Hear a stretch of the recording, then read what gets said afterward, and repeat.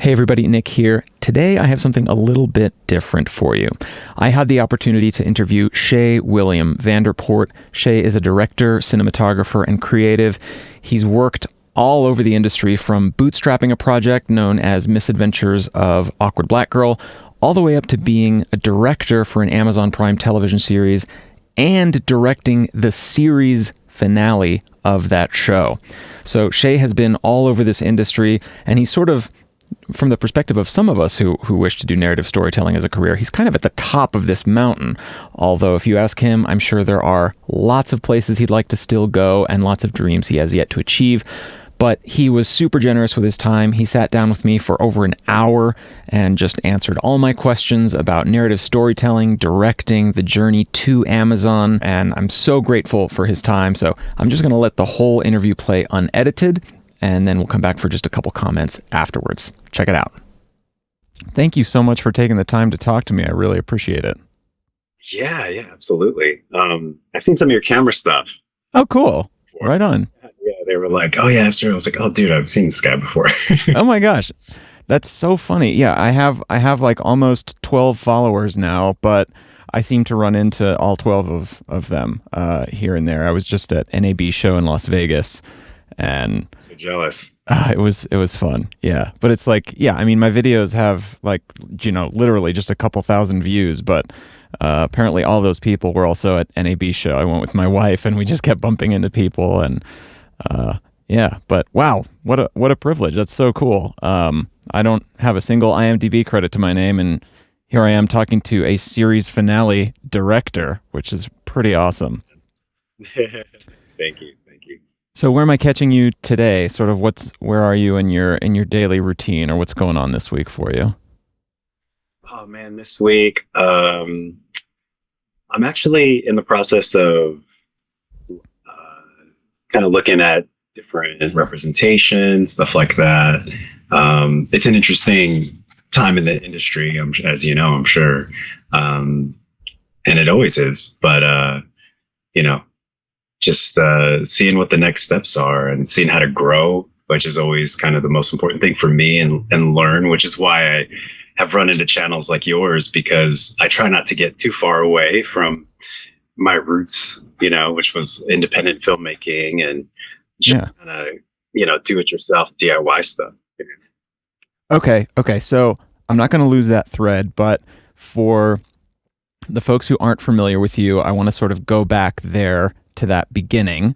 And I think maybe it's fair to say that your biggest first sort of breakout success was Misadventures of Awkward Black Girl with Issa Rae. Would you say that's true, or is there some project prior to that was a big landmark for you?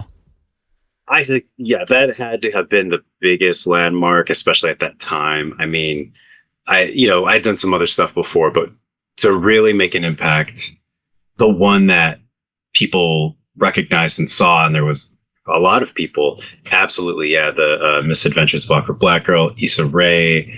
I was brought on by Tracy Oliver, and it was the three of us that really, I think, were the visionaries for it, and we all had our own lanes, but I think it was that synergy of having people who don't really have similar backgrounds necessarily collaborate, and get there. So yeah, and so let me describe that for folks who aren't familiar. So a lot of people will know who Issa Rae is. She's become sort of a household name by virtue of being in Barbie and being in American Fiction, which got so much attention on really a broad scale, both of those movies, obviously. And this was a project, I think, about 10 years ago that started as a web series and was eventually, I don't know if it was from the start, but eventually picked up by Pharrell Williams and aired via I Am Other, which is one of his platforms. And so it was a real sort of smaller crew series, web series, these little shorts that were told very much from the first person perspective of Issa Rae as the titular awkward black girl, as she sort of goes through life, navigates dating and all of these things. And you were basically director and cinematographer for the entire series. Each episode is, like maybe 10, 15 minutes or so. And there were something like 25 of them. So like you said, the three of you sort of came together, you, Tracy Oliver, and Issa Rae, and there was sort of this synergy of perspectives.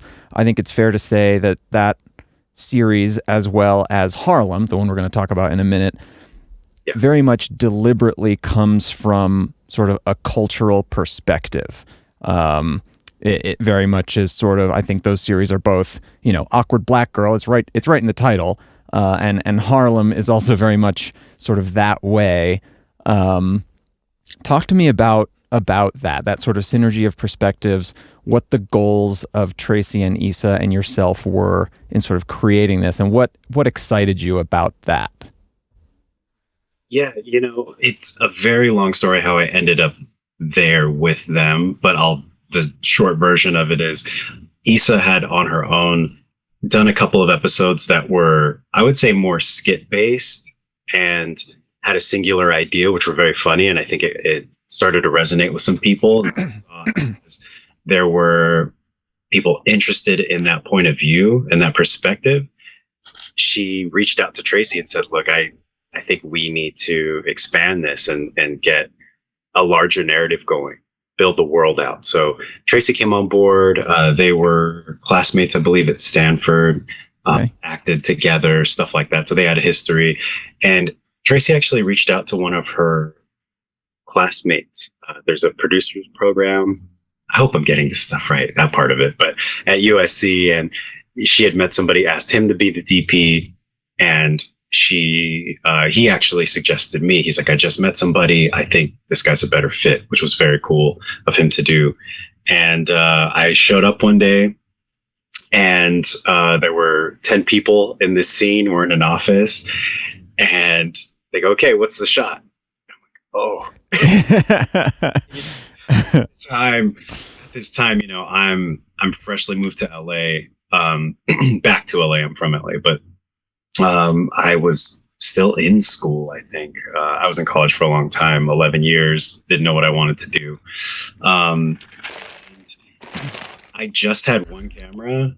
I think it was a 7D. It was at the advent of the video for Canon. Yeah. On their DS. And I had a single ring light. Okay. And that's all I had. And it was like, okay, what do we have here? So I started as the DP, just Okay. saw that they were editing on Final Cut at the time still. And I felt like we should move over to Premiere, because that was when I might be getting too into the weeds here, but you had No. Yeah, you had to like transcode everything, and you had to render everything before you could even watch the cut that you made. And at that time, Premiere was really out there pushing. Are you still a Premiere guy? Or are you on Resolve or Avid or something else? Right now, I'm still in Premiere. I'm hearing a lot of stuff about Resolve, and so I need to check that out. Oh yeah, I switched to Resolve like 2 years ago, and it is far and away the coolest thing ever. Like, that's cool. Best editing and coloring program by far. Anyway, Yeah. bit of a learning curve. Yeah. Oh, really? Really? Yeah. So I was in Premiere, and I have like the stills photography, Photoshop background, Lightroom, layers, that kind of thing. And so Premiere is helpful for that. It's very easy to understand. You just stack one thing on top of another. There you go. Resolve, very different. It uses nodes, and the connectivity is different, but the integration of the program, you learn it. Like, there's pages, you go from left to right. You have, your clips, and then your cut, that's editing. There's a whole separate interface for coloring. It can be confusing, and like certain functions are duplicated on different pages. But once you get through the learning curve, it's just so awesome, so handy. And a couple of different little add-ons that I really love. There's one from a guy called Mononodes. That's it's a way to like really make sure your skin tones are where you want them to be. It's phenomenal. Anyway, I could talk for days about all that stuff. But even myself, I'm probably in the middle category of like, I don't know nothing about coloring. I'm somewhere in the camp of knowing a little bit. And then I'll never be in that other category of like the absolute wizards who just know so deeply. I know probably 2% of what Resolve can do. Um, but okay, so you started this show, which was a very sort of bootstrapped, small crew operation, telling these really particular stories. Um, I think 10 years later, basically, you're on set of an Amazon Prime show with some of the same folks involved. Tracy Oliver created this show, Harlem. Again, I don't think it's unfair to compare it to like a Sex and the City type show. It has some very deep thematic similarities. There's 4 main female characters living in the city of Harlem. It's sort of about their lives, their adventures, their romantic lives, their daily personal struggles. And it's strongly from the perspective of one of the characters, Camille, played by Megan Good, who people will know from like Shazam. She plays the superhero Darla character. And she also narrates a lot of the show, similar to that sort of Sex and the City theme, but again, from a really particular perspective. Earlier when you were saying that you and Issa Rae and Tracy Oliver came to Misadventures of Awkward Black Girl with those really particular perspectives, I've always felt strongly that strong opinions makes for stronger art. And people who are like, I love everything, or everything's okay, or whatever, it ends up being so bland. And coming at something with a very particular idea, this is what I want, this is the story I want to tell. Like, I want to tell a type of, sitcom or situational drama in the metropolitan area of New York, but from this cultural perspective. I think that's kind of a magic that makes for strong art. Tell me a little bit about transitioning from that smaller type of production with just a couple of people with that same sort of theme to a much larger one. So it seems like there's a lot of resonances between those two sets of project, Misadventures and Harlem, but the scale of production value, number of people on set, seems like it might be dramatically different. And I have a lot of questions about this, but just the sort of more general version of what was that change like? Yeah. So I guess I'll give a little bit of context for how grassroots Awkward Black Girl was. Yeah. Is that we were all doing it. So out of pocket. Okay. Also, none of us were getting paid. There was no funding behind it until we did our Kickstarter, which, by the way, was at the end of the first season. Okay. So we didn't, we had to really, this was all, everybody, all hands on deck, all efforts. What resources do you have? Let's reach out to all of our own communities, film in all of our own apartments, houses, on our streets, whatever. Don't get in trouble, just doing that. And eventually, for the second season, that's when we got funding, was through Burrell and through Mimi Valdez with I Am Other. And as you said, 10 years later, here we are at Harlem, and Burrell's involved, Mimi Valdez is involved, and Tracy Oliver, who I think during the Misadventures of Awkward Black Girl, she was not as in front of the camera in terms of like Issa Rae's part of it. She was a character in there, though. They played kind of arch nemesis. So that was pretty funny. And with that, but she's also such a talented screenwriter, and her perspective comes from a place that I feel is very honest and rooted in the characters and the storyline. And so you had somebody who had that served as the foundation of what our story was going to be. And then you had Issa, who also has this very strong perspective and outlook on pop culture and mainstream and how things go. And then you have me, right? And I'm coming in, and I'm at that time, I'm feeling like, I'm this young filmmaker. I'm going to be this avant-garde, new wave. Let's do this, like, kind of thing. Yeah. And I'd never done comedy before. And so my thing was applying whatever I knew as this, wannabe avant-garde filmmaker. Like, A24 wasn't around back then, but I guess you'd categorize it kind of in that space of really pushing narrative boundaries and stuff like that. So you have these vastly different kind of perspectives because I would say that Issa's comes more from a performance. Tracy's comes more from fundamentals and like foundation. And then you have me who's like, okay, I have to take all of this and try to present it in a certain way. Yeah. And, I don't want to stop you, but can you bring the mic just a little closer? It's just dropping out a little bit. Oh, is it on a string? I'm sorry. Yeah. That's so interesting. So Issa really sort of the craft of acting, Tracy much more on the writing side, and so you on the sort of director and holding everything in your hands kind of side. Keep going. Tell me about that. Yeah, and when you're doing that on an independent level, you have a lot of control. You can kind of do anything, right? As long as people don't say like, "Hey, what are you doing here, Shea?" Like, yeah, it seems weird. So you get a lot of freedom to do that, and so you don't have as many resources, but you have that freedom, and you can just get things done because it's all hands on deck, and you're just vision. Let's make it happen. And it kind of goes too fast for you even to question. You just have to know what you want. You have yeah. your vision on the screen. As I'm sure you know, there's not infinite amount of time to do what you do. How much time would you have to prepare for each episode in terms of when would you get a script and would you have any time to even storyboard or scout, or was it just kind of like, we're going to shoot it here and we're going to craft shots on the spot? I know you said when you showed up the first day, it was very much that on the spot thing, but as the series progressed, did you get any time or what did you do in terms of prep?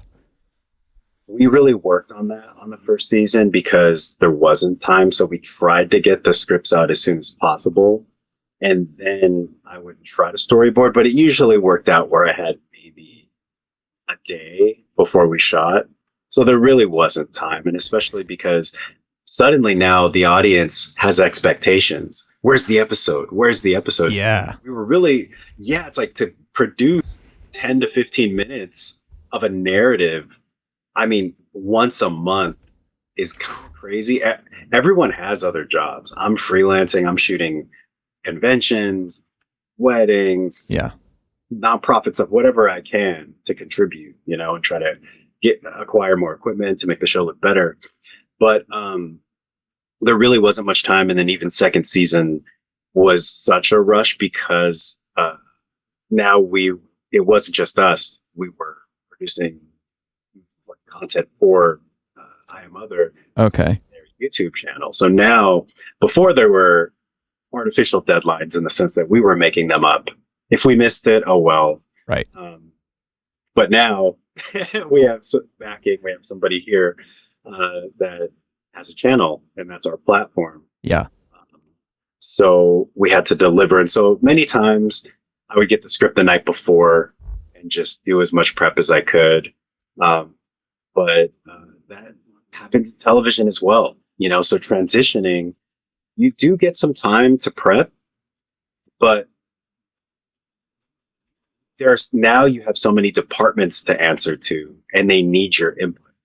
You've got anywhere from, props to wardrobe to production design. And then on top of that, the producers, and there's network and there's casting. There's so many people that you're constantly in communication with that you don't have that much time to prep, to storyboard. I do, I just work through the weekends, right when we get off set, right to storyboarding, stuff like that.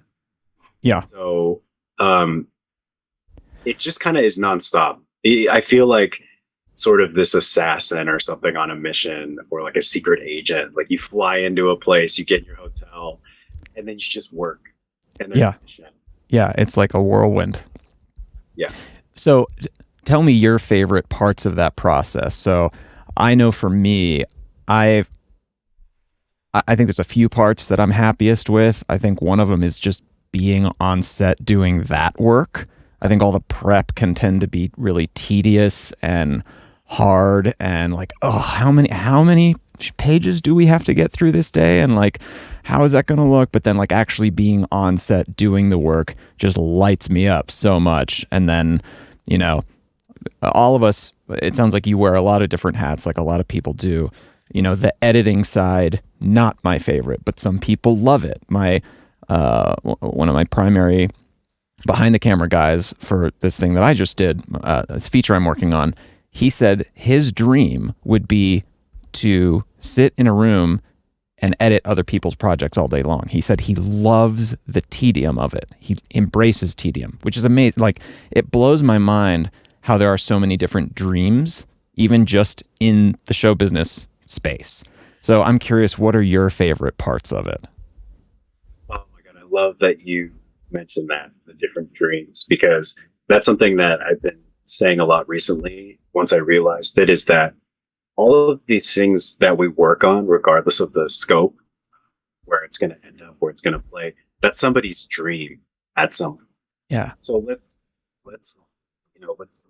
care for it. Let's nurture it. Let's honor that that's somebody cared about. It's like, because I'm sure you balance multiple projects. I balance multiple projects. And if I'm doing a TV show, sometimes I'm still doing some small local thing for somebody. And I don't really want to just say, oh, I can't do your thing because I'm doing this TV show. Sorry. I still understand that person cares about that. So, I think that's cool that you brought that up. In terms of my favorite part, I guess the part in general is experiencing all of this with other people. With Okay. People. Yeah. Like yourself and me, we care about a lot of the smaller nuanced things. So when it comes to how many hours or how many days or how many pages, I sort of I know it's there. I know we have to keep it in mind, but in a way, I sort of block it out because I think that it can distract. Even things like, hey, do you want to see, samples of what some other director did? I'm kind of like, not really. No, you're in the moment. You want to do what you're doing. Yeah. Yeah, I want to do what I'm doing. I want to do it from my perspective. To bring back what we're talking about is I have a perspective. So now if I start trying to incorporate all these other directors and it doesn't feel natural, maybe that's yeah. So, yeah.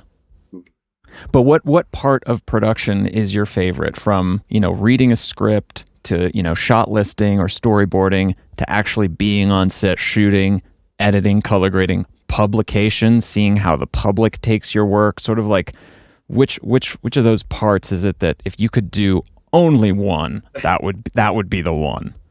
Oh, it's such a hard one. That's such a hard one. Yeah.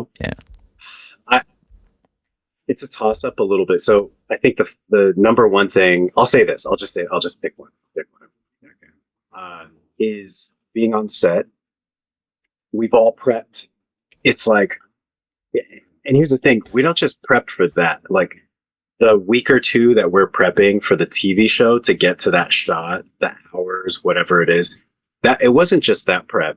We started way back when we were kids prepping. Yeah. Our whole lives we've been prepping for this. So that's my favorite part, is because now it's the actualization of all of the prep we've done. And that's something I've had to remember, is because it's that whole mindset of, oh, can I do this? Like, here I am. I don't know. It's a big moment. But you've put in the work. I've put in the work. We're all here because we've put in the work. And sometimes you just have to remember that. So it's almost like going to play a big game. Like, if you're LeBron or something, and let's say he didn't sleep well or whatever, it's like, yeah, but you're still that guy. Yeah. All that other stuff didn't disappear. You have a big fight, it's like, oh, I'm a little bit injured, but it's like, yeah, but you've been preparing forever. So here's the fight, here's the big moment. And I think that's my favorite part, is getting to that big moment. You're nervous about it. Everyone's together there working towards accomplishing that goal. And then you do. Yeah. God. Beautiful thing. Yeah. Yeah. So I just shot for 14 days straight on this feature I'm working on. And I posted Thank you. I posted a little video about it, just saying like, here's what it was like. Here's some lessons I learned, and I said like, I think in this video, I said I think the real magic of movies is their power to transform this group of completely different people and meld it into this machine whose sole purpose is to make a piece of art. And like, it blows my mind. It's so cool. So I totally agree with what you're saying. Like, people get to set, and as the director, you have this unique opportunity to set the tone and sort of to guide that ship. Like you said, in the preparation, you're receiving all these notes and this information from producers or creatives or, somebody who's on a deadline for this, that, or the other. But then you get to set, and now there's however many people in front of you, and they're waiting for you to, show them which direction the ship is going to go. And it's a tremendous privilege and such a rush, and then so beautiful to see it work, right? Like you're saying, like, everyone here has a different background. Some of them have trained for years on the craft of acting. Other people, everyone from catering to the food that's going to sustain people for the day, to the props, the wardrobe, the set design, the sound, like everyone has put in all this effort, and now you're going to like make something. And yeah, it's so I like your answer there. I want to transition over to this larger production, right? Because most of what you were describing, I think, was still in sort of the misadventures stage, and these smaller things that got a little bit bigger as you were picked up by Pharrell and in I Am Other. But then this Amazon series comes up. So this was written, created by Tracy Oliver, someone who was with you in the Misadventures series. And like I said, it's sort of this metropolitan drama with these four women and their lives. And you were the director for 4 episodes. So is that right? 2 in season 2 and 2 in season 3, including the series finale.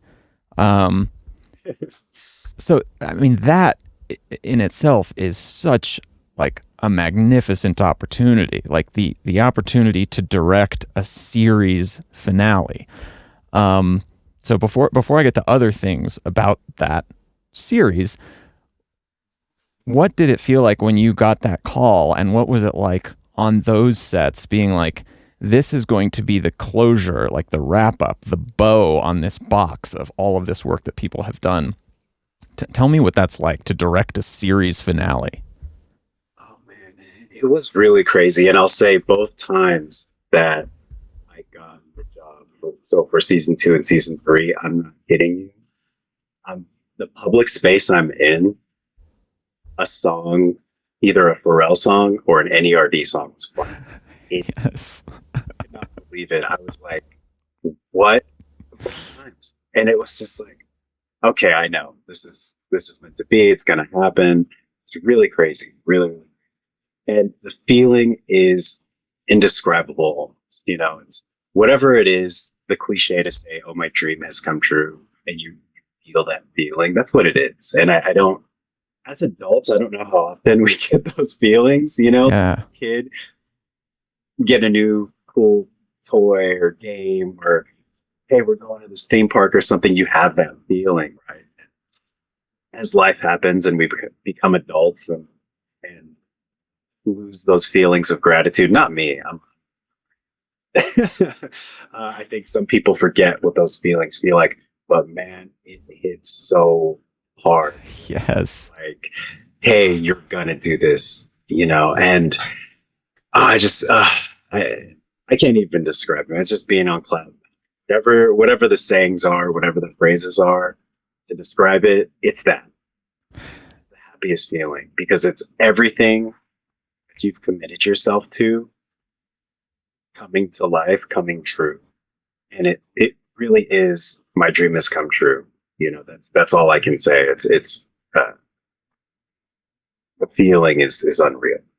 Well, and I know you were just describing the feeling of getting the call, but it sounds like even now, after everything has happened and gone down, it still sort of feels like it lived up to that expectation of like, this is what what you wanted to do. Oh man. And I totally resonate with that. Right. So it was a couple of years ago that I realized, like, oh, what I really want to do is just narrative cinematography. I want to write and direct a feature film. And like that hit me like a ton of bricks. Right. And so then going through this process of writing my feature, getting it made, doing all these steps, like, is exactly what you've just described. Like, yes, this is exactly what it is. It's like you figure out the thing that you wanted to do. Like we were talking about earlier, all these people with different dreams. Like, oh, it took me, 40 years of my life to figure out what I really wanted to do. But then now that I'm there, every step of that has felt like, yep, this was exactly it. Like I've been training for 40 years to do this particular process now. It's not like I haven't picked up a camera for 40 years, right? I've been doing that since I was like 6, but this particular path, like this is what I want. And then every day that I've been working on it or shooting or accomplishing some small piece of it has felt right. And it sounds like that was the case for you. So let's go back to season 2, episode 6. Is that the one that's that was your first one on the show? I think it's called Out of the Deadpan into the Fire. I think so. Yeah. Let's just. And then the next one is Fall Back, Rumspringa Forward. So those two on season 2, and then season 3 is episode 4, Foot Rub, and episode 6, Dear Harlem, the series finale. But okay, so stepping onto set that first day on season 2, tell me a little bit about maybe, you may be a little bit nervous or, feel awkward coming into this existing machine, right? That's already existed for something like 14 episodes, 15, 16 episodes. There's a cinematographer, Matt, what was his name? Edwards. Matt Edwards. Yeah. He was a cinematographer for the whole show. So there's kind of a look already. There's certainly a lot of interpersonal dynamics that you're stepping into. Tell me about sitting in the director's chair for the first time on a show like that. What are the things that you do to try and respect the existing dynamics, but also bring your own personal creativity and make your own mark on the show in a way that feels good for everyone and is positive for the show? Tell me about navigating that particular maze. Yeah, it's a lot to walk into because something that exists and not only exists is already a hit in a very don't mess it up. Yeah, it's like don't mess it up. But again, it goes back to that whole imposter syndrome type thing. It's like there's a reason I'm here. Yeah. Try to walk into it with that confidence. Obviously, you're nervous, but for me, it's the main thing that I try to do is really lean into what I know is working and what's true, and sort of being like, kind of like liquid, just flowing through it all, and not fighting certain things that you may bump up against. So, I think I always go in with an intention to bring a more visual style to the show, but not visuals for visual sake, but visuals for emotional impact. I think people really forget that this is a visual medium, and someone can say something, but if you say it and it's also from the right angle, that also changes a lot of things, and if there's a consistency to that, I think that our jobs as the directors, I think, is to be the most zoomed out, in the sense that we're thinking about that moment, zoomed out to the scene, zoomed out to the episode, zoomed out to the season and the show as a whole. Sometimes people forget about that. Like, that's how deeply we think about each choice we're making, if we're doing our jobs correctly. And so I try to do my homework and show up prepared. And you show them that I'm doing my work. I'm not just showing up and I'm not sure. I don't know what the characters' arcs are, even from prior seasons and stuff. So I think that was a way to show that I respected it, was by knowing what I was doing. Just, I know the characters, I know the storylines, I know where they're going and why they're here in this moment. So that's a way to honor it, I think. And then really what it is for me, it's like when they see that in Video Village, like they see what's happening, they see how the actors are reacting to it. It really is pretty easy, honestly, if you've done the work and you show up respectfully and with a positive kind of mindset and demeanor, and everyone buys in. Like that's my thing. I try not to be too big of a presence, or even almost like the more presence you bring, in a sense, to the set, it eats up sort of like the real estate. You know what I mean? It eats up people's bandwidth. Yeah. Yeah. Yeah, like if your work is competent, it will speak for itself. If you're screaming about how great you are, that's going to really be both a red flag and also subtract from whatever your work actually is. 100%. My favorite thing is that when something really cool happens, no one even knows why or realizes it. And I don't have to say like, hey, that was my idea. It's like, the point. The point is for the sake of the art.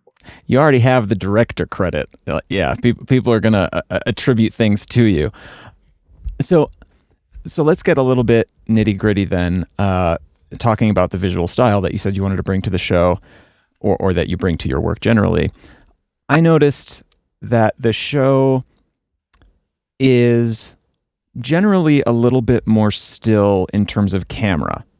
Cameras often don't move. There's lots of still shots, not a whole lot of cranes or steady cams or even pans and tilts. Some, but generally static shots that will cut between.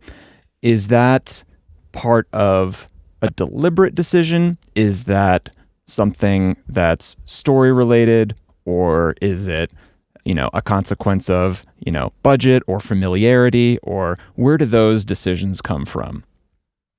A lot of that is the director. I would say there's a few things: the director, their style, and also it could be, sometimes it's a time thing, honestly. Like there may be Steadicam stuff, crane stuff, or some kind of movement that was there, but if you need to move, it goes. Like, so for example, I do a lot of times like to come into the scene in an interesting way, but those are always the first things to get cut because it eats up time. Yeah. Yeah. So yeah, like we're always a little long on the episodes. First things to go. Where are the camera movements? Where are the shots? Like, get rid of them. Yeah, because it's like, we're starting high at the ceiling, then we're going to do a 90-degree pan, 90-degree spin as we come down. We're going to boom down and then tilt up to be at the side of the face. Yeah, that was supposed to be the opening shot of my movie, and also got cut for time. Exactly. Luckily, oh my god, yeah. On the finale. Or it wasn't the finale, it was episode 4, which was it was the setup for the musical. We had this super cool, it was almost like this John Wick feeling shot. There was a theater critic, and super huge shout out to Matt Edwards, a DP. He's amazing. He's an amazing person, and that even contributes to his work because he's also like, he doesn't fight you on stuff. Sometimes DPs, cinematographers, they have their concept of what it is, and then the director has theirs, and you're sort of like, okay, well, this is why I want it, Yeah. He's not like that at all. He strictly tries to get the director what they want, and he'll do his best and try every way to do it. But if he says something, that's what I love, is like, if he says something against what you're doing, I know it's like he's saying it for good reason. Yeah. That's what's so good about restraint. I think it's like, if I think him and I are similar. It's like, oh, if Shea's saying something, that means there's really an issue, because they don't usually bring up anything like that. So that's what I appreciate about him so much. And we really worked together to try to elevate it as much as possible, to make it as cinematic and maybe movie-like. And I'm lucky enough in this series to get a lot of those opportunities because they give me the bigger, sort of grander episodes, in terms of there's a big musical happening, or there's a trip to Puerto Rico, stuff like that in my episodes. Whereas typically they're in their places in Harlem, and they're more Yeah. stuff. Yeah, that musical was pretty involved. The spandex outfit, there was quite a lot of movement in that as well that you got to do that didn't get cut. Uh, Exactly. Yeah. So it's a combination of things. It really is. But I will say, speaking for the other directors, they may have had, more movement or some cool idea, but a lot of times we're just under the gun in terms of we got to move because, yeah. for example, the musical, we knew it would take a long time to shoot. So certain scenes, it's like, let's keep it simple. But I also try to find a motif there. So if there is a lot of still camera stuff, I'll try to bake it into the motif of the concept of that episode or the directing style. Yeah. Like, are we a little far from these characters? Maybe we use some French overs to not be like right in their things like that. Sort of the how you're designing shots. Yeah. Sorry. Go ahead. No, totally. And I was just going to say that, for television, so I'm assuming with your feature, you're going to be involved in the cutting process. And do you get final cut, or do you have that worked out? Yeah. So this is this is basically a credit card film. It's all self-financed. So yeah, nobody's telling me what to do with it. I don't have distribution yet. It's just I wrote the thing, I'm shooting it, and yeah, I get to cut and color it. So it's a huge privilege, obviously. It's a ton of work, but yeah, I have a feeling that, if I'm fortunate enough to get to go on and do,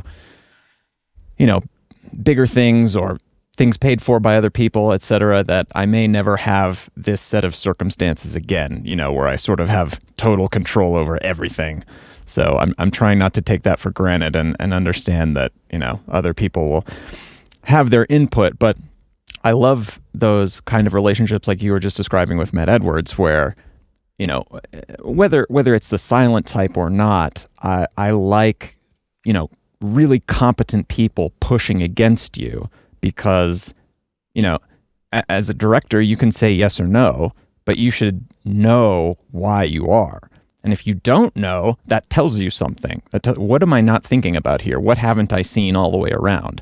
Or, hey, we need to move on to this because we're going to lose time for this. And you can say, yes, it's a fantastic idea. Or you can say, you know what, actually, I think we can do this other way really quickly. And then we'll move on to that. That kind of, I like those conflicts with people that you know and trust, because when you can do that pushing back and forth and everybody knows at the end of the day you're not mad at anyone and everyone respects everyone, then it just makes the final product so much better. Like those conflicts, those compromises, you're sharpening yourself against another person and vice versa, and you're learning more about your own project. I think it's so unbelievably helpful, and just part of that magic we were talking about is when you get this ball of people that turns into the movie making machine.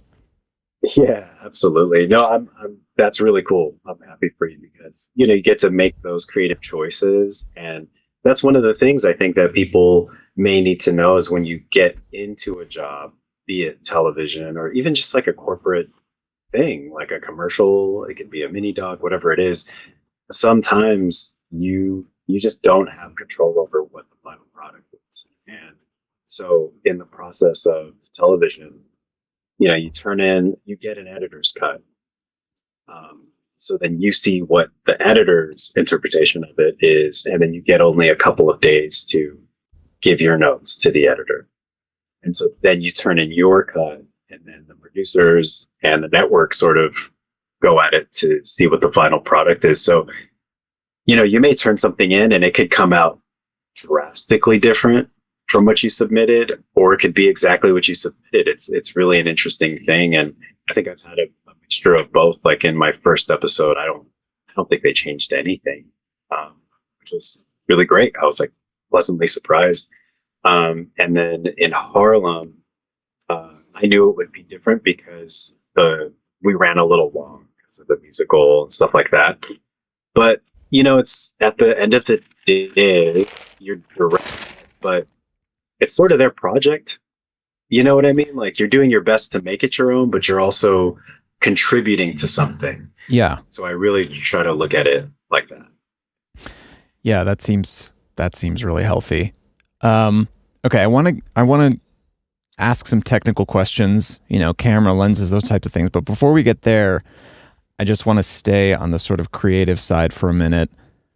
Yeah. What is it like in terms of those interpersonal dynamics? So, for example, Megan Good and Tyler Lepley, who play sort of like the primary will they, won't they couple throughout the series, and to me, have the most interesting dynamic of any two characters together on the show. I just loved watching them. I thought they played really fantastically against one another, and they go through this whole thing.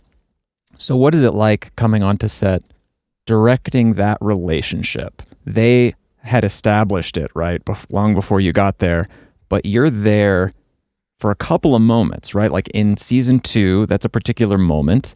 And then in season 3, it wraps up the entirety of their story as far as the show is concerned, right? Not forever, but there. So what is that like? How do you guide them through that? What kind of notes do you give, if at all, to make that, the best it can be?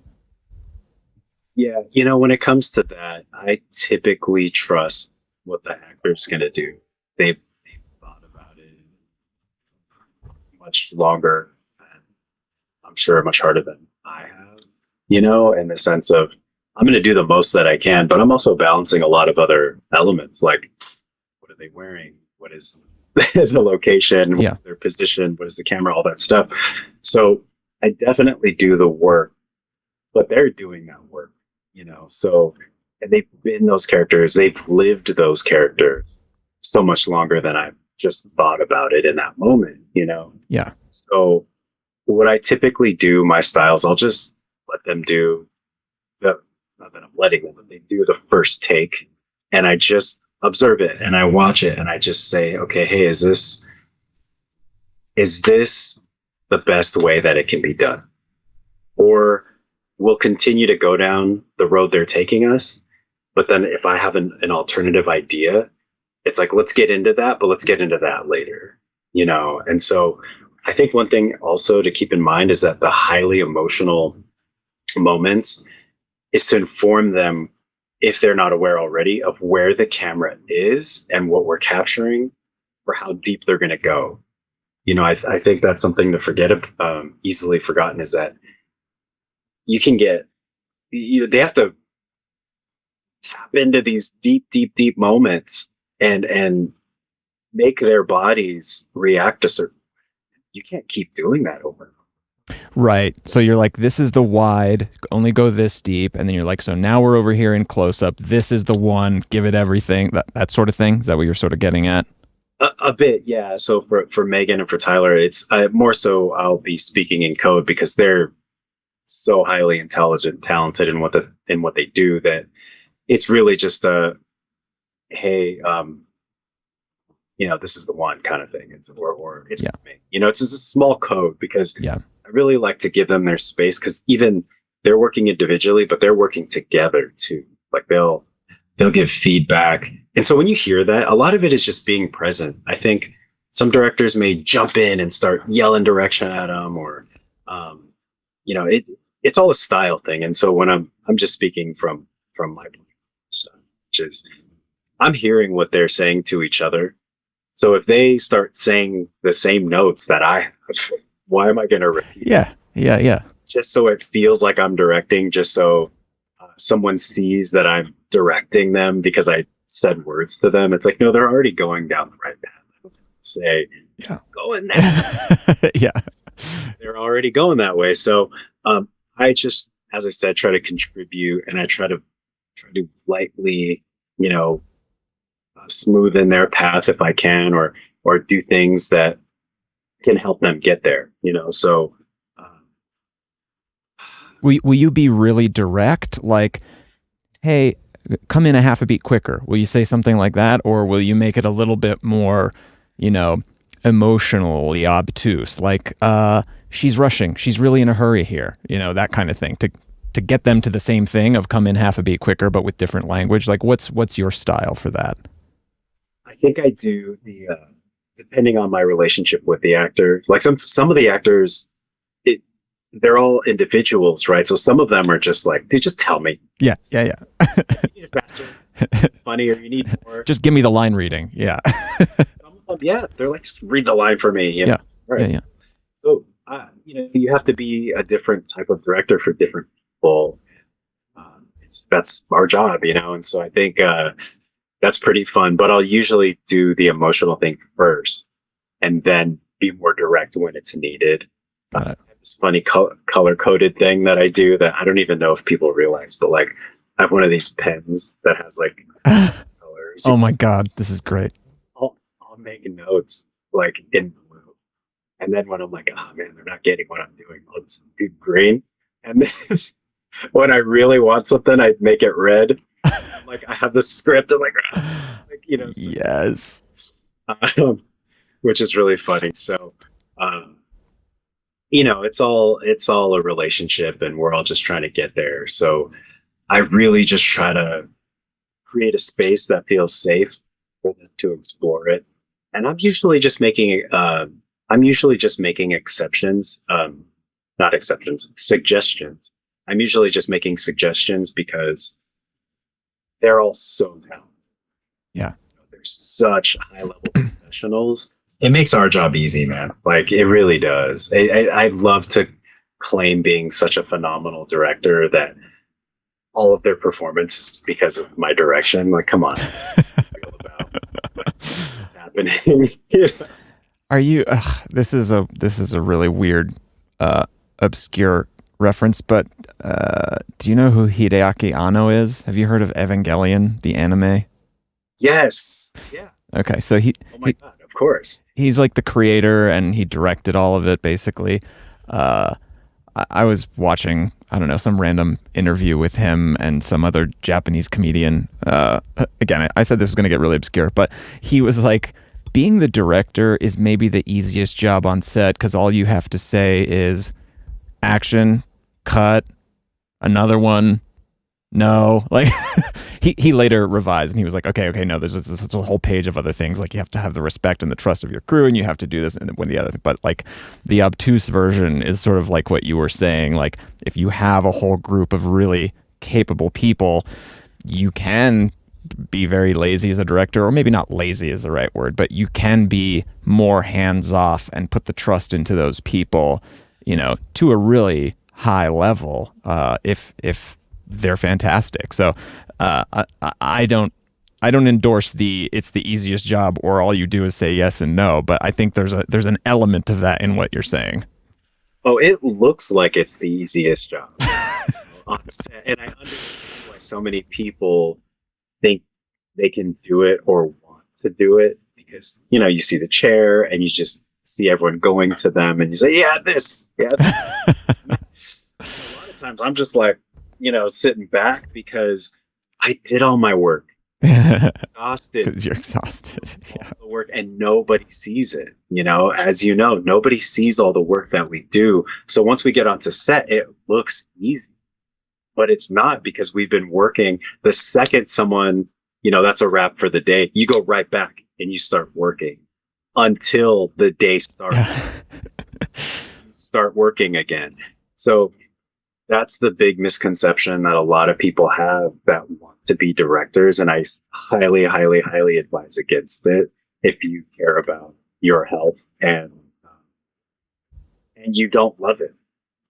Yeah. Yeah. How do you keep yourself healthy and fresh on a shoot that goes like day after day? I don't even know if it's possible to be like fully healthy in a sense, because you just sleep. The only way you can stay healthy is if you sleep and you recover and all that kind of stuff. I try to eat, at the very least, I try to control what I can, right? Which is I'll try to eat a little better. What's cool about shooting in Harlem is that you're in New York, so you walk a lot. Yeah. I don't know where you're based. Are you? I'm in Colorado, and I found that I was just like, over the course of this 14-day block that we just did, I was just losing weight the whole time because I wasn't eating, right? Like we would go, I was also the cinematographer, and I'm also in almost every scene. So, because I'm greedy and I want to do everything. So, uh, yeah. So I was like doing all this running around all day long, and then we'd break for lunch, and I'd eat like 2 bites of a sandwich, and then I'd be like storyboarding, or I'd be thinking about what we're doing after lunch, prepping lights, moving cameras and stuff. And so I was just like I would be shaking by the end of days because like my blood sugar was just gone. Come on. It worked great for the shirtless scenes, but that's Paid off. Yeah, no, I think it's controlling what you can control, and so I think in your scenario that's definitely extreme. I think in any scenario it's extreme, but if you're doing all of those jobs, it really is just withstanding that time that you have to do it, and then afterwards you have to try to find time to recover. I pushed myself so insanely hard to the point that I haven't talked about this, but I actually like sort of collapsed on set on a shoot on a show.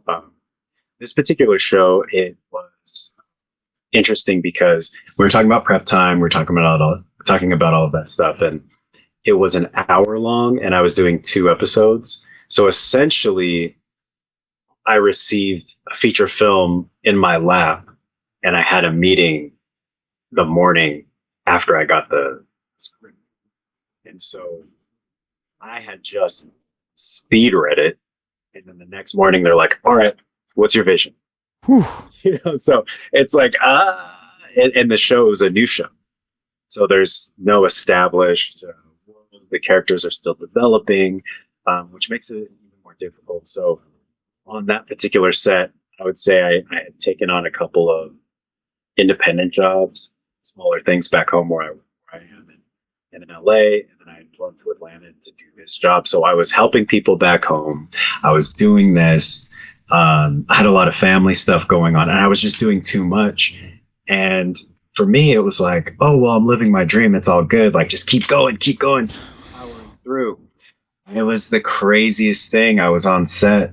We were just on the last scene with some super talented actors. I was really excited to work with Michael Beach for the first time. And it was weird. Like, I totally was fine. And then out of the blue, I'm talking to the showrunner, JJ, and I'm like, okay, cool. So tomorrow, the first thing we'll work on is, and then I kind of like, do this thing, and it felt like my head fell on and hit the ground, and I got really dizzy, and I like held my chair, and I go, what's going on? And I'm so sorry. Jeez. oh, thank you. That was crazy. And we never really, I never really got down to what exactly it was, but it was pushing myself for so many years and just going and going, thinking there was no really breaking point, because I'm sure, as you know, man, like you got to be a little crazy to do what we do, in the sense that there's never a limit.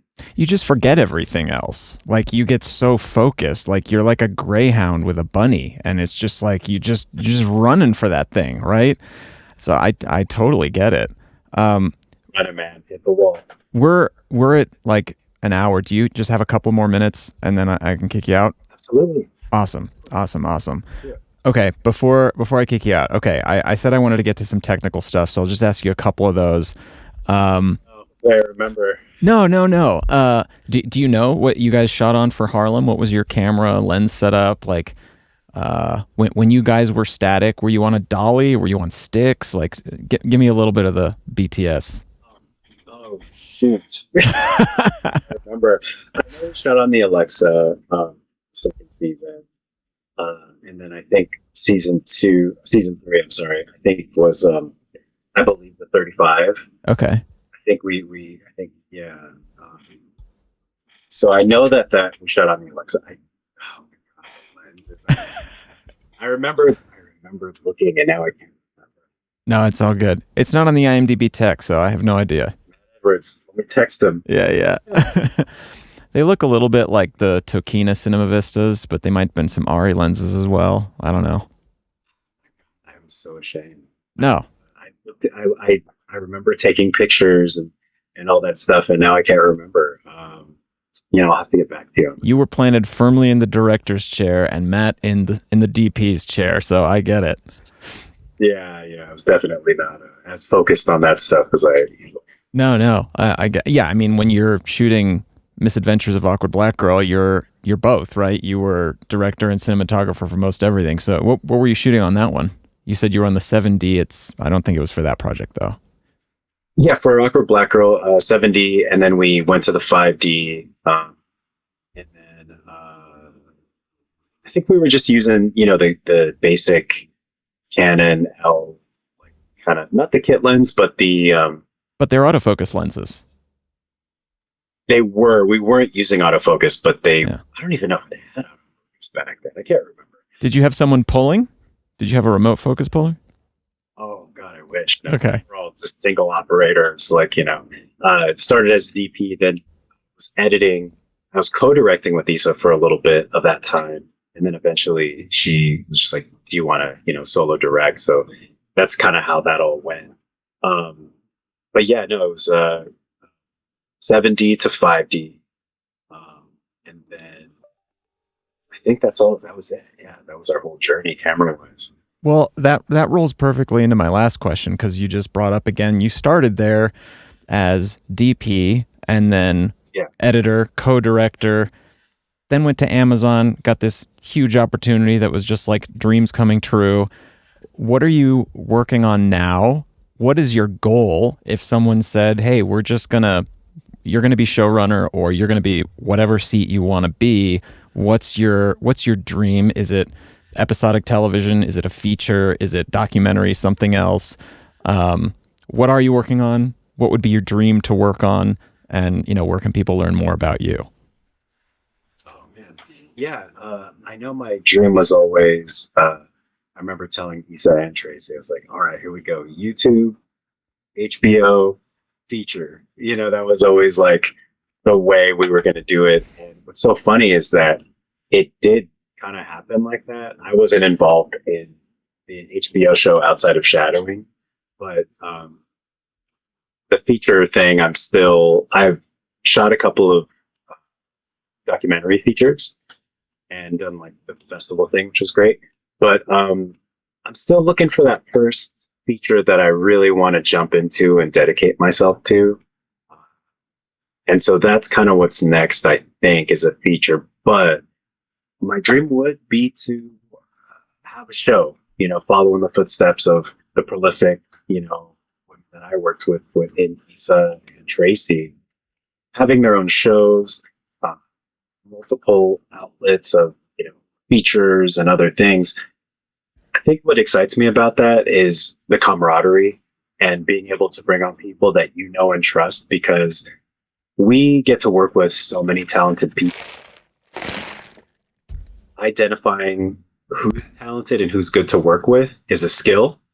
And I'm sure that you're doing your own independent feature. You definitely have that skill. Thank you. We'll see. Trust them, right? We'll see. But a lot of times people aren't seen, and if Tracy didn't give me my opportunity to direct my first television show, like, I don't know who's seen me or if ever.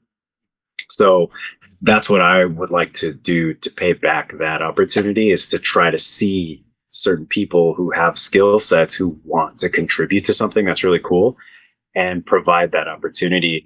And what I'm seeing is the only way is to go down that path, right?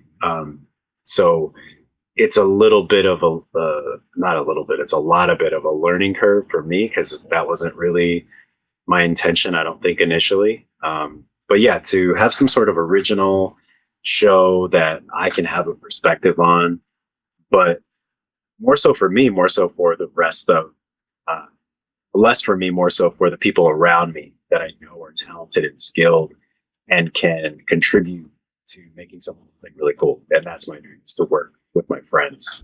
Well, that's pretty awesome. So your dream is to be part of this show or be running this show, not only to be in that chair, but to pay back or pay forward basically to the next generation of of up and comers. That's a very beautiful sentiment. I I mean, to the point you were just making about identifying talent or whether or not I have the ability to do so, I can say that I was delighted with everyone that I worked with. And to your earlier points about gratitude and just, being so thankful for what we get to do. That was part of my little postmortem on the 14-day block we just did, is like, I was just so grateful every single day. Like, everyone was professional and courteous and talented and like giving their all. And like, whether or not I'm right in that I believe these were really talented people, it made for such a fantastic shooting experience. And like, everyone was so good to one another. And so I totally agree with what you're saying, that like, to go forward, you just have to, go through it, right? Like, to take this journey of, independent person working up to director of Amazon Prime series finale, is like, you just have to go and bootstrap it and take the wonderful opportunities when they appear and give them back when you can.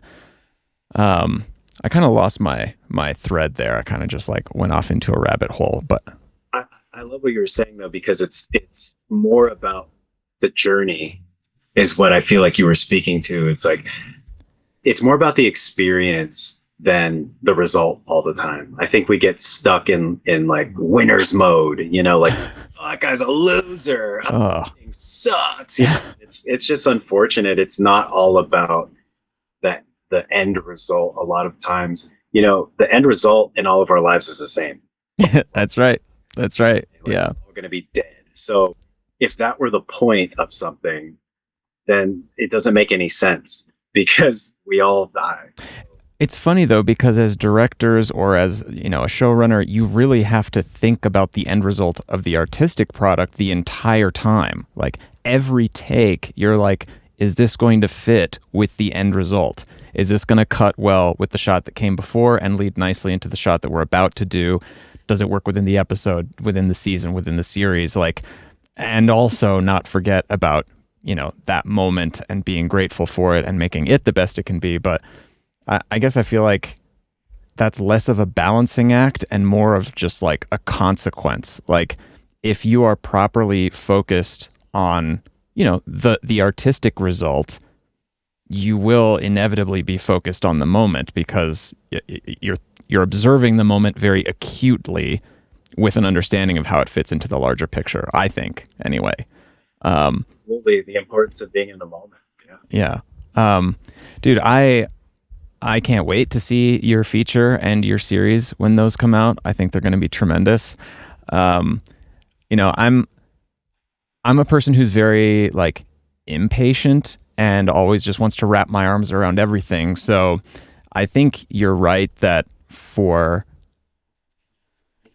many people, like, that very long-term progression is both, necessary and really important, not only, in terms of, cutting your teeth and earning your stripes and whatnot, but just getting the experience along the way and the perspective to be able to do these things. But my impatience meant that I was like, look, I want to make a feature. I'm just going to go ahead and make a feature. And even if it's like the worst end product ever, it will be a movie with my name on it, right? I love this James Cameron quote. He was like, it's something like, if you want to make a movie, just make it. It doesn't matter if your set is a cardboard box, and if you have to get your sister to star in it, just get the thing finished, and now you're a director. And for the rest of your career, you're just negotiating, the movie's budget and your director's fee or whatever. So I kind of understand and respect, both things equally, the very long apprenticeship, going up the mountain journey, and my, like, I'm completely impatient, so I'm just going to try and shoot for the moon immediately. But I know that you're already at the top of the mountain in terms of, what it looks like from those of us with mirrorless cameras shooting and stuff. So I can't wait to see what your feature is. What would it be about? Oh man, I don't know. There's a couple I've been looking at. There's some cool comic books that have been coming out about Filipino folklore and superheroes and stuff, and that's pretty, I think, unexplored, and so that gets me excited. Um, there's one on Harlem season two. I got to work with Trey Byers in the Puerto Rico episode, and he wrote us really cool script that we're taking out with him starring and writing, and I would be directing. Really excited about that opportunity. There's just I want to have something like you said. It's from a perspective where I can bring something interesting. So whether it be cultural or maybe a genre that I really like, um, and or even just something that's in the same line of what I've been doing, something comedic and fun.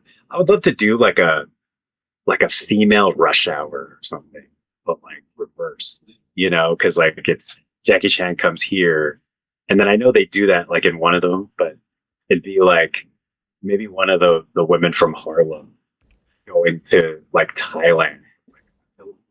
Yeah, yeah, crazy. That'd be so. yeah.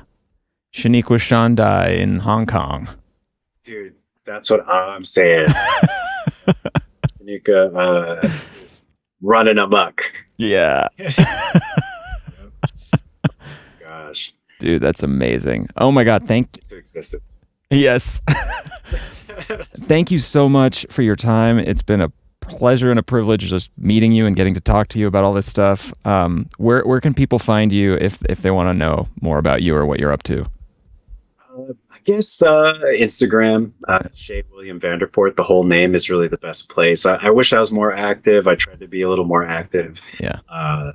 Maybe I'll get to it at some point this year. I'm just realizing I saw this like halfway through that it's not my name and it's New Vision Films. At the bottom there, hopefully that doesn't throw things off. But no. Yeah. I'll crop you out and put a nice title. It's cool. Dude. Whatever works. Oh my God. Thank you so much, Shea. I really, really appreciate it. And best of luck with all the adventures. Thank you, Nick. You too. And let's stay in touch, man. Keep me posted. Oh my gosh. Absolutely. Okay. So what did you guys think? I thought that was really amazing. I want to express a huge thanks to Shea William Vanderpoort for his time. It was so amazing to see someone from his perspective on what this career can be like. He's, again, sort of 10 years on, perhaps, from where I am in this potential career of doing narrative storytelling work. And so it was really interesting to hear his perspective. It was really cool to see someone who really kind of puts gratitude at the center of their focus in terms of what they're doing.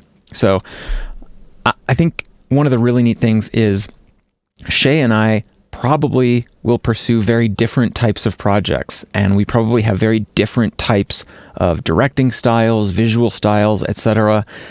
And that's precisely the point. And that's exactly what makes this career so interesting, is that we have a variety of voices, perspectives, styles, techniques, etc. But at the end of the day, we're all human beings. We can all be kind and respect one another and support each other's work. So I encourage all of you to go out and watch Harlem. It's a really interesting show, and everything else that Shea has done, and we will definitely be following his progress as he heads to his next adventures. Tell me what you guys think in the comments. If you made it through that whole interview, I know it was a long one, but I loved it, and I hope to do more things like that in the future. Thank you so much for watching, and I'll see you next time.